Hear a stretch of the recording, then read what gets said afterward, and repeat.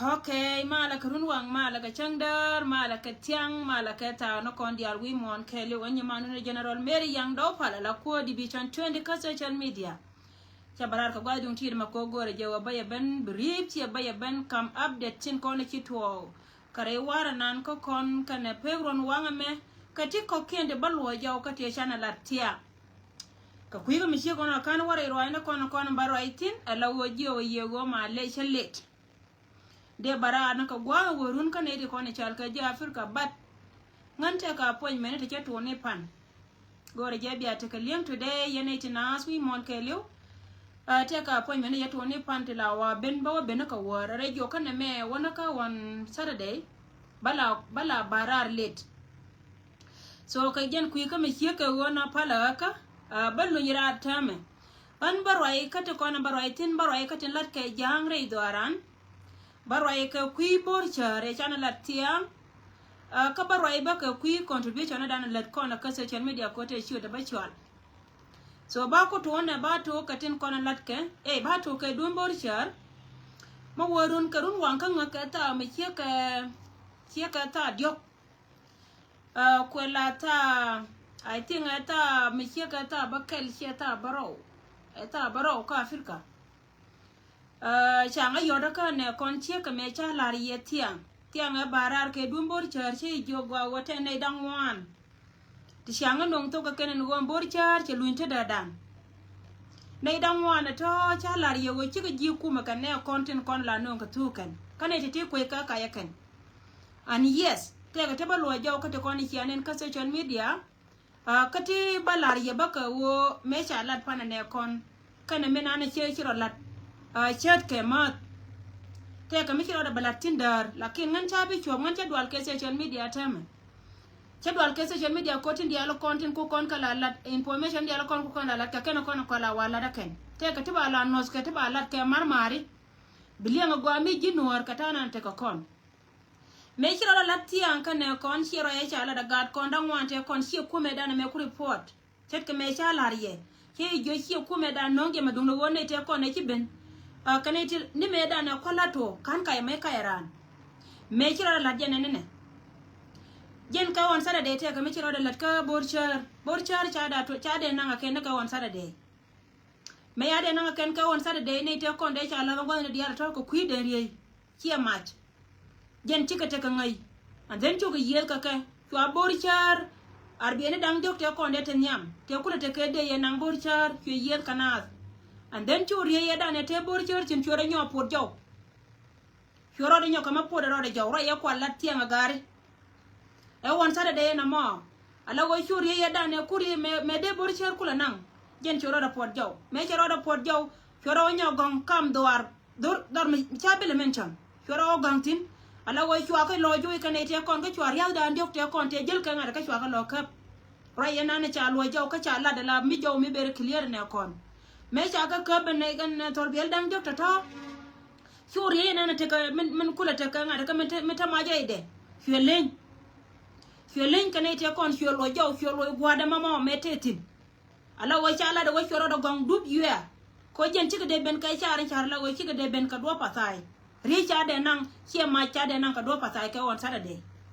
aroi mi che ka won na chwa ja gar ka chwa ka lo jo me cha ka lo jo chu gar chu ngai ni je wo jen me cha ri te kon te jel ka me cha ka ngi ken wo cha ma cha ka kana confirm ken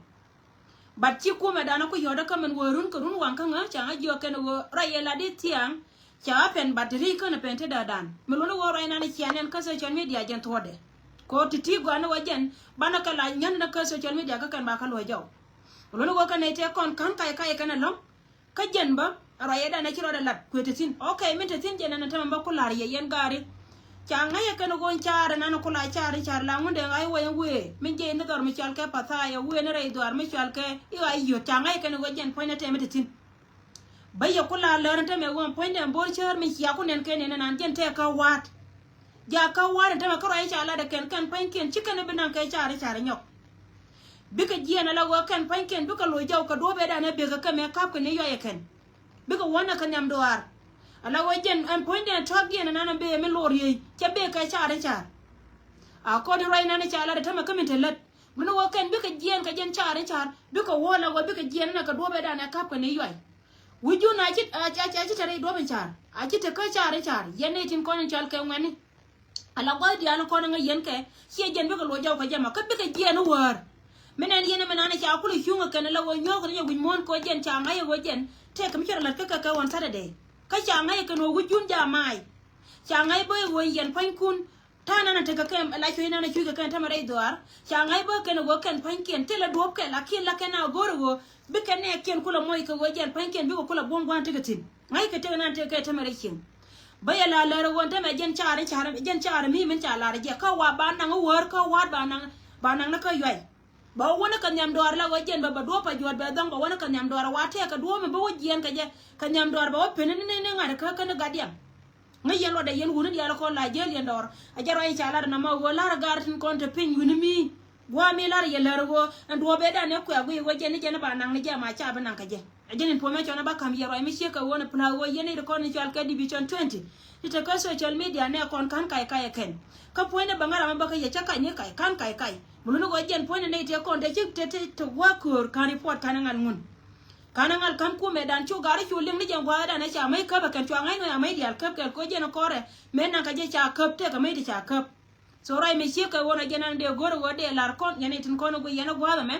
en go jena na chiro la de mi sheka wona bad mu de ma jare doar mu de bor cher jare doar okay mu de la go jare doar ke la kon bad te ka plan ko gor ko ba na ken on ba ben katin kon la ke ken ta mare doaran sia te ka ngai ka sia nen ka social media yene dia la kon to go ma ka roi me cha kon pom ka sia ma no kon en go re doaran ka wal ga te kan man te ka mandang ba dak ti ja nak ti na ken man to jen chika man bang te jela ka lora ka man ta chaw ken te ka re ngada ka taka kel ke kume kan chala da ne to kon cha report cha nguna kana wa kan ci chow ken ka jono ngo kon ci ka roi ka chow ken wo kan pan ken ba kon ba nan wi de ne ka wal ga ka ni chote mal ka tana na taka min taka na ta ma ka yoy me cha na cha ka poza kan kana dor me chal ke kana dor me chal ke kana dor yoy kana piere sorry yoy kana piere ta me chap ka dial kon te pinchen cha ka tore kan by force lakini achela raitin ko kan latana na taka kan teme tin ko no kwala gang rodin ko cha ngai dor beje gor ka duo me bika kulo wo ka je la wajen bina tin ko no to gwa mo ci ne tin dia la ko no ta kal kana bina kula dual cha na cha ga bo kot point den ci cha ga bo kot point den ka donga mana gad on mi ci ro kula ka man ti kan cha ka bena cha kana nei to kon chi wo compliant nyam chin cha ku ye kana wo ka man kien ka man kon li ngai cha na dor me chal ka wal ga ko di report na chinga je cha la wo ken ka man kien chi kere dien ta chawda te ka kana te to bila jimari ne dang baro titi jimari ken mata kare ne ta to cha kwan cha ka tala kana la wona ga kwan wi de ni kare ka walga and then chop dien gwala mo cha ka chuwana ko ela mine no kuma mete na kele ka jikatin ko tin ka kan na ka mane na kon ta kele ka ajen Allah wo mela ke kan ne kai ki wo jena na kan ni cha baken ki wo jena na kan ni cha baken go bi ko ta kele kai cha lakin ken panken gor kana duop me ba kulu jena na ga ken ba la ri ko min te ke lunja ko ken ne ken la kana mal tela mal me de la ka shal ko dor tela mal me de la da ken kana kana ko ken bur ke mana kana ga ken ni yang ta mere chin ne dialon kon din chal ke ditin kon ti cha ta ken cha ka pelo go I cha dor me ka ti la ran chwa bakchen ngai ke no e ku me no na mala pu lakin ru nan to wana ken special dor me chal ke dor gan dor che nye bien na kana tin a longa time ro me bala re ne de kon to re do ar che ne de kon to pinche ngo ku me nan chi ku me dun ne de kon cha na ta chau ken ke la ka jen cha che kel chau da jan yang gwanan ka cha na man dang baro to ji mara dien cha lar ka ji mari ken bat kan ka ngai wo ka gan ma na ken che ka cha chang ken che ka ngana ken bat cha lar ka ji mari ken cha ka bana ken ana mo chu je le gai gwanan titin ka biye go jen point ne ku ma na mala da to ti ala kon le de e kai karwa de on min ko goro wa bakul ke jamen yellow ko goro je wa biate ke lengtina go min goro bele ke yenen anta me la wo dor mi chalke akwete ma ka walga go woni na dor mi chalke padoy kan panken cha chwara ken keri don malar ke je ken go gor ke ja ba ya da yellow gor ke je wajen ba ya da ne me la jo widu no go long wajen point jen rop ke la danta ma goro je yen bi anyen karo dun ko wo yende yene charde wo ko mo palka ndor chienda mo palka no wene ante mara I dor mi chalka akoba west kana dor mi kana nyol county kan dor ko ni chalka andor chienda me chi wo jen point de chaje chwada kan chi wo marka ga jike adwo mo gor kan wo yen pan kun biara na ko gor kan wo jen ba ya ko ro dar ko kan bu ulte do mi chul karar cha ngaye kan go kan ta na te kan ta pan dalien ba bon ka jen bu ko chura ardi lakin gor ka je wa bala kaye ajena kula ta ka wur mi chal ke gar kor ga lo antam to rai to dane cha kun cha no an kun nana no ka kan chi kun mi choma woni ka kun mi no ka de pel ka dira ka je ko jen ba ko ba kan ka dit wo jen mo yen ga ba moro kun ko guru kun ba kala nyam moro kun ko guru kun ba kala nyam wa ko wala nyam yen chi ana bile doy ma ajen men cha la da kana na mo lare yendi a laro wo yella wa chi mo maro widun andor mi chal ke pere kana dor mi chal ke yoy men pen ko wajen panken ne ba ka pot ba chwa ajen ridon mi sheka wona chi ka ti diala ko na chi ko tung barar tunu gan kuntin konan cha haya ken ti diala ko na lat ke to me ne ko rai ka social media pala ti no kunpin lakini ne ko na te chankan dial ke liu ka ke ngai ka melat ke ken dum da wo yen community re me che benala wo che benadi no cha na chi na ro la ben nei tin ko ni cha ka ba ken chi ka nei tin na ko ne melat ke ken ti de men cha la de shi dinan cha je ka do ba wur mi cha ka garang ten kan garanga ten kan wur na na ko la cho li pol nan dinan ne cheket dinan ne cheket mi jir nuor ma ngi jen dinan nei to kon cha ka chol kot ka jen jel ka kelam an mo go ta dien mo go pentin ko ti dial go ne ta de go chi ta ka do cha pentin mo go ta dien mo go pentin chet ka men cha ro ko tung to gan dial ko ni cha to tin ti la ba kaira dinan ne cha ka de jen dinan yene dial ko no ku yene dinan mi raj dinan ka de mi lara ne je wona ne aliya ku ngor wona me chirunte ngogilya yer runte ngogilya nyai kenoe Remedi cheben ko yere gan yerel dekte mugi karul yiji kwar mun chaben ang karar koncha koreori wa wanyam ko wajo jal ko tel yena mama dida mo jen mi ci wanga yije jiram na nga dida mo min kadaje wa na na cha golzina jang mete nyura pintin jen poinde biya nga go wone te kon jel ka kala so nga lar ne ye lar wo jen ye lawa ye cha lon kama ba ya da haye cha da dor chen da man pal ga je wo jel ka gar kor ga lwa jel ka kel ka ne ken kon la gar chen da chi ka me cha la ma wi yor jel ka kel ka nga ka ne tin dia la kon chi ka ne kon chi ka chen da kon okay Shika chienda kon kane di pel kan ngada kaken pel kan na la kan ko gona ba ya da yene tin kon la tukun la ka bar ka min chiane ne ti kon tanken lo kan rodien ka yeke mana ne ti kon yen kan en wi dang ko da nan chal ke mun de ngana to wana mo min ta ka bi na cha tong te la po jana mi atin according to our history te la po jana mi cha la tin gwana mun go ti la ramade me ho pal tar yi ka minan chi tar bi ka minan ba choke no we pu ne dia la kon ne to lo kan rodien kan ne ye pele kan te da wanta ka je wa ke te la de me la de so ngan ba la la ro ye cha lo ka da ye ne tin kon la cha ka ba lo dun ka bo metet hay kel ka gad kun so na ma jan cha bala ke ken tame en go gor ka je go jen ba ya da ko wo cha ka tan dori kan na ka tan na ka tan cha kan ka pal ka tan cha chi jen ya ku etem min na dora me cha lo Uror County wona jawo pal ka cha ke lakini be ka Nyirol County kan dar me cha ka Akobo West na ka cha ke no mo da ka ye kare dia la konte re dia jang ka chi nda dia la kon lakin jen po na cha jona na go kana ke kwale jona ye go ye cha da roi me jana ande gor wade la ye mi sheka wona yene tin kon to wana me chi division 20 ka social media atoto ka kana kon ande la kon en go ka kan plan de sin no mo borshar cha ko de ken ken time ken pan ken de ka jen ka chi ka bi jen ka cha ko cha ngai min tin cha ngai ka no won jika duor ka kore muno wo yene tin kon te pin gwa mo cho da ye nyoka mo go yene du kuyima ka rode kuyi mi me kon bena kare me be ka yai wala da ne chia ne ken ju ne te ko na ba ka patai do be lo ben ka jago jen do be cha la ra ken ajen do be cha la ra be jen ka bor cher be jen war yene de ko na ko yene do cha kaira ka na kaira ja ka war ta malakin be jen war rai ma jen ande gor de la yene de kon te pinchi yen gan mare dial wajen information da tin wana me te ka way me balen report dan chet ke men sia complain yen war dial wi mon ke liu en wajen point de chagwa wa ba ne de kona kam ka yopin ko security chagwa ne de kona kam ka kwa kon pin mana gwa de kona kap ka ngwana tin ta ga bilat dung lo wajen ba na ba ka chol chon na ba chol yen tame akuila dan nan le kona ka social media la dan le kona ka chol to social media mi jinnya ba ji chol ka ba nang ni chot gudom bro do ngai ngai no rodu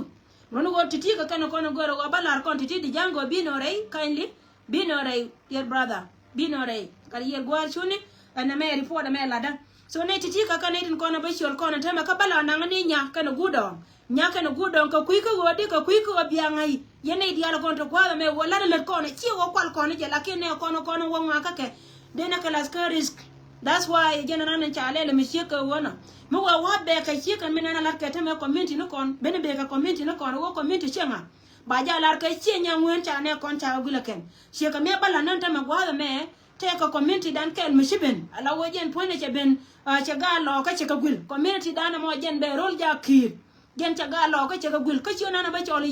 yen community be rol ja kir ba choli chi nya na kun ba tang na kun ba ka bandor so ba choli nya ngak ba choli ji nya ngak che ba choli nya ngwen ngak no ba choli nya ngak ka kui ko ngai je ga wa milet kon e social media badaro e mi che ka wona gen na cha kana na mo ka je decision la na bilat ka kon ka kui ka mi che ona bana we ka won nyam te ka ramen nyam chi ben lakin che te ka community ga ja kirna na lara yela jilo ngo chu county te cha ga lo ka cha gula ken kare na chi to cha lara ken go ka kon ga ja ko te la nori a chi to ga ja wuro mi chal ke lo nya kir cha lara go rul na chal ke rul ja kir chi ga nya kir pin le ki ko ga nya kir pin le chi ka te ka bulu mu ditin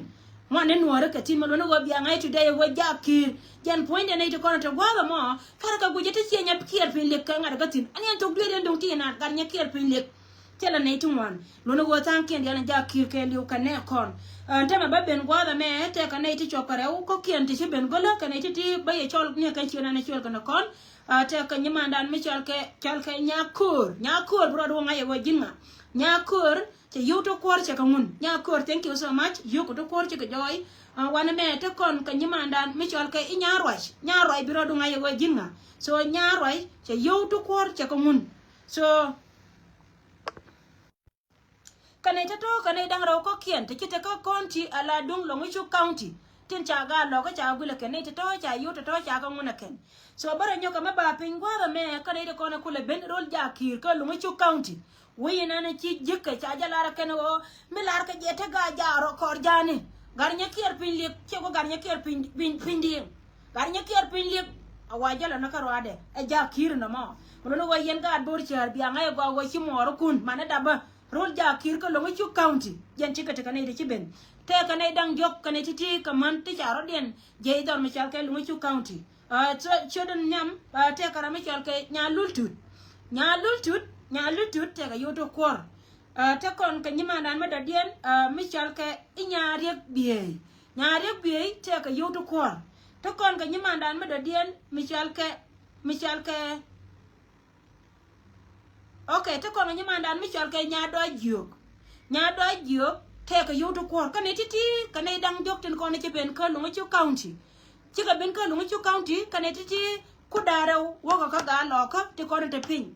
so bika waka ga loka akene kel ba waka jubuoni bikel ba waka kondien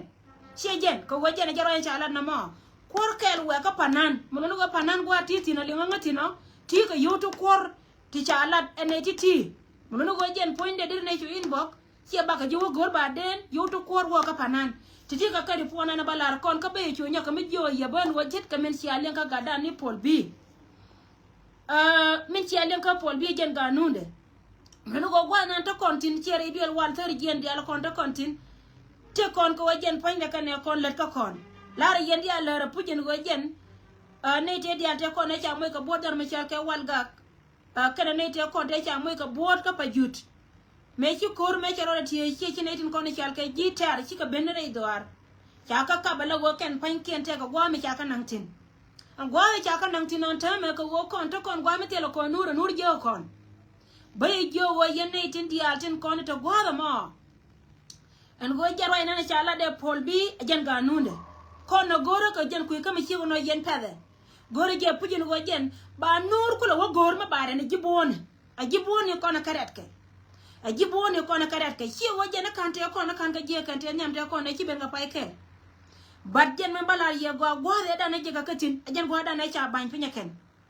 e kel me de gor wode je lar ye na ber clear woni dia te ko na cha yuto to cha ga to la ken ni wini kon ra ran mo report ina benong ye kan dia chi ga chop ban ye ken chi kon che chop ka chi bor chi nyen ken chi ga chop dum do go re da na te ne kon te ka tin ken nyam chi jen te ka tin tame agwa me te continental me gore nyenke ka jena kwala joni ye wo kon kwana continue te nyam te kon chiko chobo jiboni continent tankien te maka ka kobe ka tankien ka bote pande kon ne kula pai to ala nyen pai re utiti ko kon ne kon wa chante ko ka pai re lare yendi ala ro fadi jadi wonte kon tol ke ne kun ci mangan to kon tol ke ne kun chet ka min la barar gwa ma ka joye nyen kon ya ka gwa ken ngayo wi kon dial tin kontin tijiken te ka tul ko kwar ken mana ne ko tul privately kan dial chupke balar ye go longan wale nga je go ro mi shika wona lakin me china chika go go be chika go tin ko chika ta ro de tiyo ne kon gwan tika tin tan me gor ka lockdown ken ke nur okay gor ka lockdown ken ka madide ko do ran che te jika chaka da ke bo titi kan bana kala ka social media ko go kontin ko re ka me cha ko la tin ko ma wi tera mi yan ke katira madwal ko wajen betiti bakalat kon dia la ken kon community tin kon la dol wal gan kon la re yendi ala go lat kon dol wal gan kon kan kon na cham ke kan chi der ko kon ko chi ko kon na ka keto chi ko kon ni titi tukula ben ko kon ina kan kon bang chan chu barar ko gor kon wa bana tit kon mat yugan mala yana le go lo ga chi yugan me chalo go ga chi me cha da me je me te man kan kon ka te ga ka roma yugan kan ni chi ko kon chi ko bel kon me te me duna na lo wa titi na re wini dia na me che dit siya magor gwa ken mi jin siya mala cha mi yuti 10 chilling mala cha mi ka to 5 mi ti ka yuti $5 to yuti $2 radian ka kui gantin kon te ka bot na ka gang dor kir amana ne ko de loka balar ye gwa na me wajen cha ben wi dan chet ka me cha lar ye che jo gwa wo ye na ba chuen re point na long ka gwa me be na jen ba gwa wo jen barora kapchom titi ka kan ko no goro balar ye wo jen min bi alin ka rodon kel community na ne ci ben ka yoke ci ben ka yodu ku darew ga no ko ci ay gul ka yodu ku darew a community longo county rol jakir ala jagndi we dano gwa kon senya nor we la roj garnya ker pin lek ci ko garnya ker pin ding ay kani ben for non himber well ko ye wa ba for non di garnya ker pin ding ci ko garnya ker pin lek